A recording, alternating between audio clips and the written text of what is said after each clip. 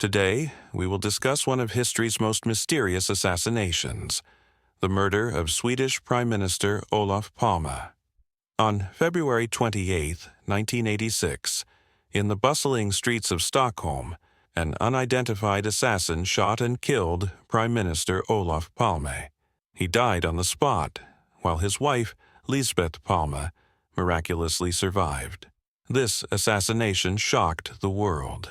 How could such a murder occur in a country known for its safety, where the Prime Minister often walked without bodyguards? The police launched an investigation, but the real culprit was never identified.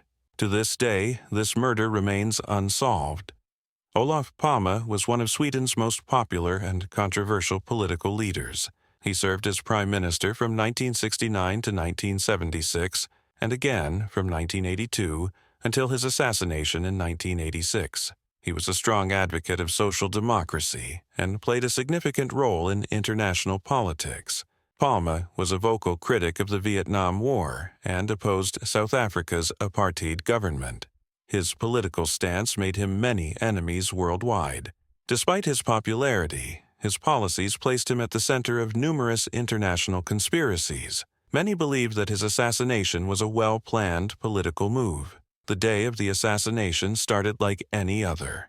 Olof Palme and his wife, Lisbeth Palme, decided to go to the cinema without any security detail. Palme often lived a simple life without bodyguards.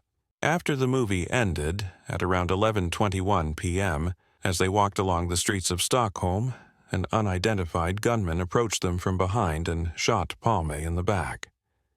He collapsed immediately. The assassin quickly disappeared into the darkness.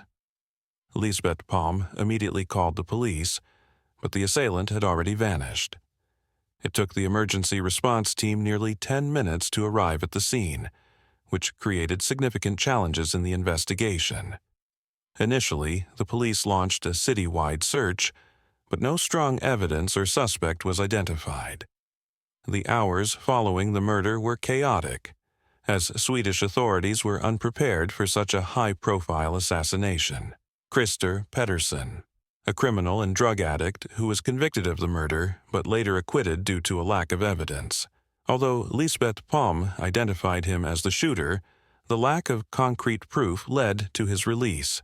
Kurdistan Workers' Party, PKK. Some intelligence reports suggested that Palme had taken strong actions against Kurdish militants, making them a potential suspect. However, no substantial evidence was found linking PKK to the assassination, CIA, and South African intelligence. Palme was a left-leaning leader who openly criticized U.S. policies.